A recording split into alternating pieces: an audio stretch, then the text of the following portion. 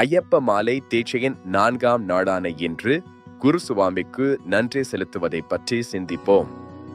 இந்த புனிதமான பயணத்தில் குருவின் முக்கியத்துவத்தை உணர்வோம். குரு சுவாமியின் வழிகாட்டுதல் இல்லாமல் இந்த புனித யாத்திரை சாத்தியமில்லை. அவரது போதனைகள் நம்மை சரியான பாதைக்கு இட்டுச் செல்கின்றன. ஒவ்வொரு அடியிலும் நமக்கு துணை நிற்கின்றன. அவர் நமக்கு அளித்த ஞானத்திற்கும் ஆன்மீக வளர்ச்சிக்கும் நாம் என்றென்றும் கடமைப்பட்டிருக்கிறோம். அவரது ஆசீர்வாதங்கள் நம்மை சூழ்ந்துள்ளன, நம் மனதை அமைதியாக்குகின்றன. குருவின் வார்த்தைகளை மனதில் நிறுத்தி அவரது தியாகங்களை நினைவு கூர்ந்து நமது பக்தியை வெளிப்படுத்துவோம். அவரது போதனைகள் நம் வாழ்வியல் கலங்கரை விளக்கமாக திகழ்கின்றன.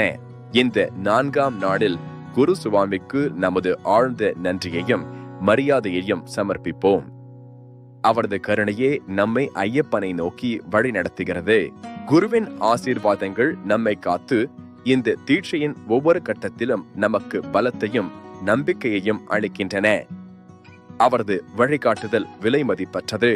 அவரது போதனைகளை பின்பற்றி நாம் அனைவரும் ஐயப்பனின் அருளை பெறுவோம்.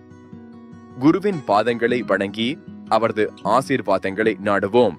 இந்த புனிதமான தீட்சை காலத்தில் குரு சுவாமியின் மகத்துவத்தை உணர்ந்து அவருக்கு நன்றி செலுத்துவது நமது கடமையாகும். அவரது வழிகாட்டுதலே நம்மை முழுமையாக்குகிறது. குரு சுவாமிக்கு நமது பணிவான வணக்கங்கள். சரணம் ஐயப்பா.